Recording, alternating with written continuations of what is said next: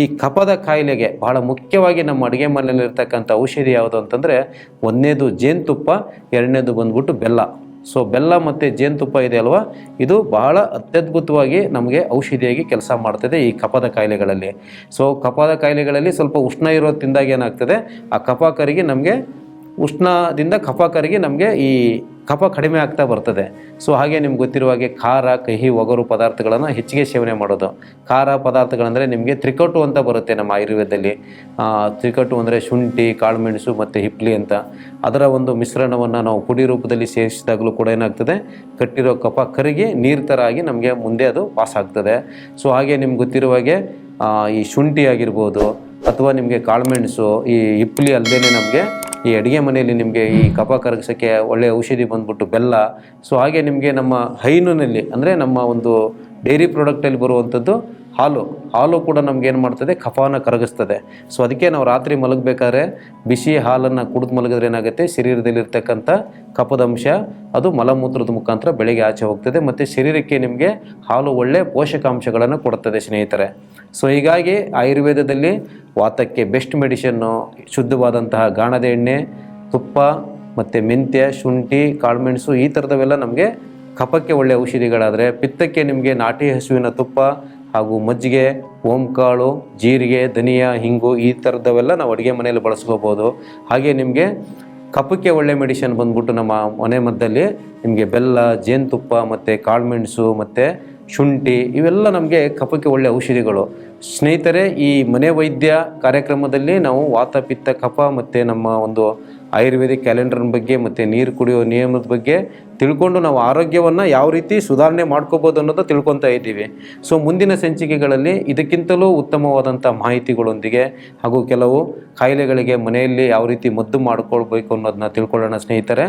ಹಾಗೆಯೇ ನಾವು ಹಿಂದಿನ ಸಂಚಿಕೆಗಳಲ್ಲಿ ಏನಿವತ್ತು ನಾವು ಕ್ಲಾಕ್ ಬಗ್ಗೆ, ನೀರು ಕುಡಿಯೋ ನಿಯಮಗಳ ಬಗ್ಗೆ, ಈ ವಾತ, ಪಿತ್ತ, ಕಫಗಳನ್ನು ಹೇಗೆ ನಾವು ಸಮ ಇಟ್ಕೋಬೇಕು ಅಂತ ಏನು ತಿಳ್ಕೊಂಡಿದ್ದೀವಿ ಅಲ್ವಾ.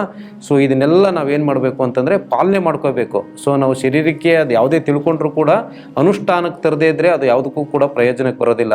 ಸೊ ಈ ಕಫ ಬ್ಯಾಲೆನ್ಸ್ ಆಗಿರ್ಬೇಕು ನಮಗೆ. ಕಫ ಬ್ಯಾಲೆನ್ಸ್ ಆಗಿಲ್ಲ ಅಂದರೆ ಹೇಳಿದ್ನಲ್ವ, ಈ ಕಫ ಬ್ಯಾಲೆನ್ಸ್ ಇಲ್ಲ ಏನಂತೆ ನಮಗೆ ಈ ಶರೀರದಲ್ಲೆಲ್ಲ ಸಾಕಷ್ಟು ದೋಷಗಳಾಗ್ತವೆ.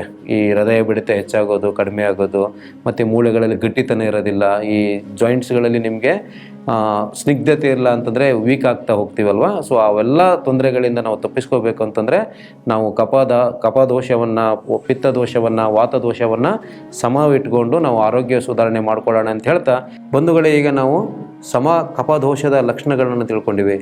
ಸೊ ಈಗ ನಮಗೆ ಅವಲಂಬಕ ಕಫ ಏನು ಕೆಲಸ ಮಾಡ್ತದೆ, ಕ್ಲೇದಕ ಕಫ ಏನು ಕೆಲಸ ಮಾಡ್ತದೆ, ಬೋಧಕ ಏನು ಕೆಲಸ ಮಾಡ್ತದೆ, ಹಾಗೆ ತರ್ಪಕ ಏನು ಕೆಲಸ ಮಾಡ್ತದೆ, ತರ್ಪಕ ಕಫ, ಹಾಗೆ ಶ್ಲೇಷಕ ಕಫ ಏನು ಕೆಲಸ ಮಾಡ್ತದೆ ಅಂತ ನಾವು ನೋಡ್ಕೊಂಬಂದಿವಿ. ಸೊ ಈ ಕಫದ ದೋಷ ಸಮವಾಗಿದ್ದಾಗ ನಾವೇನು ಮಾಡ್ಕೊಂಬಂದಿದೆ ಅಂತ ನೋಡ್ಕೊಂಡಿವಿ. ಸೊ ಆದರೆ ಇದು ವೃದ್ಧಿ ಆಯಿತು, ವೃದ್ಧಿ ಅಂದರೆ ಹೆಚ್ಚಾಯಿತು ಕಫದೋಷ, ಆವಾಗ ಇದು ಯಾವ ರೀತಿ ನಮ್ಮ ಶರೀರಕ್ಕೆ ಪೀಡೆ ಕೊಡ್ತದೆ ಅನ್ನೋದನ್ನ ನೋಡ್ಕೊಂಬರೋಣ. ಮತ್ತು ಇದು ಯಾವುದರಿಂದ ಹೆಚ್ಚಾಗ್ತದೆ ಅನ್ನೋದು ಕೂಡ ನಾವು ತಿಳ್ಕೊಬೇಕಾಗ್ತದೆ. ಭಾಳ ಮುಖ್ಯವಾಗಿ ಸ್ನಿಗ್ಧ ಮತ್ತು ಗುರು ಶೀತಲ ಆದಿ ಆಹಾರ ಪದಾರ್ಥಗಳ ಸೇವನೆಯಿಂದ ಏನಾಗ್ತದೆ, ಇದು ಕಫ ವೃದ್ಧಿ ಆಗ್ತದೆ ಶರೀರದಲ್ಲಿ. ಮತ್ತು ಕಫದ ಸ್ಥಾನ ಎದೆಯಲ್ಲಿ ಇದು ತುಂಬ್ಕೊಂಬಿಟ್ಟು ಏನು ಮಾಡ್ತದೆ, ಕಣ್ಣಿಗೆ ಮತ್ತು ಚರ್ಮಕ್ಕೆ, ಉಗುರಿಗೆಲ್ಲ ಬಿಳಿ ಬಣ್ಣವನ್ನು ಕೊಡ್ತಾ ಬರ್ತದೆ. ಸೊ ಸಾಮಾನ್ಯವಾಗಿ ನಾವು ವೈದ್ಯಕೀಯ ಒಂದು ಚಿಕಿತ್ಸಾ ಪದ್ಧತಿಯಲ್ಲಿ ನೋಡಿರ್ಬೋದು. ಸೊ ಹೋದ ತಕ್ಷಣ ಡಾಕ್ಟ್ರ್ ಏನು ಮಾಡ್ತಾರೆ, ಕಣ್ಣು ಚೆಕ್ ಮಾಡ್ತಾರೆ ಮತ್ತು ಉಗುರು ಚೆಕ್ ಮಾಡ್ತಾರೆ, ಕೆಲವು ಬಾರಿ ನಿಮ್ಮದು ಮಲಮೂತ್ರದ ಬಣ್ಣ ಕೇಳ್ತಾರೆ. ಸೊ ಇವೆಲ್ಲ ಚಿಕಿತ್ಸೆಯಲ್ಲಿ ಏನು ಬರ್ತವೆ ಅಂತಂದರೆ, ಯಾವ ರೀತಿ ಕಫದ ಪ್ರಾಬ್ಲಮ್ ಇದೆಯೋ ಇವರಿಗೆ, ಅಥವಾ ಪಿತ್ತದೋಷದ ಪ್ರಾಬ್ಲಮ್ ಇದೆಯೋ, ಅಥವಾ ವಾತದೋಷದ ಪ್ರಾಬ್ಲಮ್ ಇದೆಯೋ ಅಂತ ತಿಳ್ಕೊಳ್ಳೋಕ್ಕೋಸ್ಕರ ಈ ಕಣ್ಣು, ಉಗುರು, ಮೂಗು ಮತ್ತು ನಿಮಗೆ ನಾಲಿಗೆ ಚೆಕ್ ಮಾಡ್ತಕ್ಕಂಥದ್ದು ಇವೆಲ್ಲ ಚಿಕಿತ್ಸೆಯಲ್ಲಿರ್ತಕ್ಕಂಥದ್ದು. ಮುಂದುವರೆದು ನಿಮಗೆ ಖಾಲಿ ಹೊಟ್ಟೆಯಲ್ಲಿ ಕರೆದು ನಾಡಿ ಚಿಕಿತ್ಸೆ ಮಾಡೋದಂಥದ್ದು ನಮ್ಮ ಪುರಾತನ ವೈದ್ಯ ಪದ್ಧತಿಯಲ್ಲಿದೆ. ಸೊ ಹಾಗೆ ನಿಮಗೆ ಇದು ಕಣ್ಣನ್ನೆಲ್ಲ ಬಿಳಿಯಾಗಿಸ್ತದೆ. ಮೈ ಕಫ ಜಾಸ್ತಿ ಆದಾಗ ಏನಾಗುತ್ತೆ, ತಣ್ಣಗಿರ್ತದೆ. ಸೊ ವಾಯು ಮತ್ತು ಪಿತ್ತ ಸ್ವಲ್ಪ ಅಂಶ ಕಡಿಮೆ ಆದಾಗ ಏನಾಗುತ್ತೆ, ತಂಪಾಗ್ತದೆ ಮತ್ತು ತುಂಬ ನಿದ್ರೆ ಬರುತ್ತೆ. ಸೊ ತುಂಬ ನಿದ್ರೆ ಬರೋದು ಅಂತಂದರೆ ನಿಮಗೆ ಏನು ಕೆಲಸ ಮಾಡೋಕ್ಕೂ ಮೂಡಿರೋದಿಲ್ಲ, ಸುಮ್ಮನೆ ತೂಕಡಿಕೆ ಬರ್ತಾ ಇರೋದು. ಎಂಥ ಸಮಾರಂಭಗಳಲ್ಲಿ ಕೂತ್ಕೊಂಡ್ರೂ ಕೂಡ ಏನಾಗ್ತದೆ, ತೂಕಡಿಕೆ ಬರುವಂಥದ್ದು. ಸೊ ಹಾಗೆ ನಿಮಗೆ ಹಸಿವೆ ಕಡಿಮೆ ಆಗುವಂಥದ್ದು ಮತ್ತು ಶರೀರದಲ್ಲಿ ಸೋಮಾರಿತನ ಆವರಿಸ್ಕೊತದೆ. ಸೊ ನೀವೇನಾದ್ರು ಒಂದು ಕ್ರಿಯಾಶೀಲವಾಗಿ ಸ್ವಲ್ಪ ಜಾಸ್ತಿ ಸ್ಪೀಡಾಗಿ ನಡೆಯೋದಾಗಿರ್ಬೋದು, ಬಗ್ಗೋದು ಹೇಳೋದು ಈ ಥರದ್ದು ಯಾವುದು ಕೂಡ ನಮಗೆ ಮಾಡೋಕ್ಕಾಗೋದಿಲ್ಲ. ಮತ್ತು ಓಕರಿಕೆ ಬರ್ತಾ ಇರುತ್ತೆ ಶರೀರದಲ್ಲಿ. ಆಮೇಲೆ ಸ್ರೋತಸ್ಸುಗಳ ತಡೆ ಅಂದರೆ ನಿಮಗೆ ಶರೀರದಲ್ಲಿ ರಕ್ತ ಸಂಚಾರ ಆಗುವಂಥದ್ದು, ಅಲ್ಲಲ್ಲಿ ಗಂಟಾಗುವಂಥದ್ದು, ಈ ಥರದ್ದೆಲ್ಲ ನಿಮ್ಗೆ ಅಡಚಣೆ ಉಂಟಾಗಕ್ಕೆ ಸ್ಟಾರ್ಟ್ ಆಗ್ತದೆ. ಇದು ವೃದ್ಧ ಕಫದ ಒಂದು ದೋಷದಿಂದ ಬರ್ತಕ್ಕಂತಹ ಕಾಯಿಲೆಗಳು ಅಥವಾ ತಾಪತ್ರಯಗಳು ಇವೆಲ್ಲ. ಸೊ ಇದು ವೃದ್ಧದಿಂದ ಬರ್ತಕ್ಕಂಥದ್ದಾದರೆ ಈ ಕೆಲವು ಸಮಯದಲ್ಲಿ ಏನಾಗ್ತದೆ, ನಮಗೆ ಶರೀರದಲ್ಲಿ ವಾಯು ಜಾಸ್ತಿಯಾಗಿ, ವಾಯು ಅಂದರೆ ಗಾಳಿ, ಸೊ ಗಾಳಿ ಜಾಸ್ತಿ ಆದಾಗ ನಿಮಗೆ ಕ್ಷೀಣ ಕಫ ಆಗ್ತದೆ. ಅಂದರೆ ಅಲ್ಲಿರತಕ್ಕಂಥ ಮಾಂಸಖಂಡಗಳಲ್ಲಿ ಇರ್ತಕ್ಕಂಥದ್ದು ಮತ್ತು ಈ ಮೈದ್ಯದಲ್ಲಿರ್ತಕ್ಕಂಥ ಈ ಕಫದಂಶ ಕರಗಿ ಹೋದಾಗೂ ಕೂಡ ನಮಗೆ ಸಾಕಷ್ಟು ಕಾಯಿಲೆಗಳು ಬರ್ತವೆ. ನಿಮಗೆಲ್ಲ ಬಹಳ ಗೊತ್ತಿರುವಂಗೆ ಖಾರ ಮತ್ತು ಒಗರು ಕಹಿ ಪದಾರ್ಥಗಳ ಸೇವನೆಯಿಂದನೂ ಕೂಡ ಇದೇನಾಗ್ತದೆ, ನಮಗೆ ಈ ಒಂದು ಕಫದ ಒಂದು ಕ್ಷೀಣ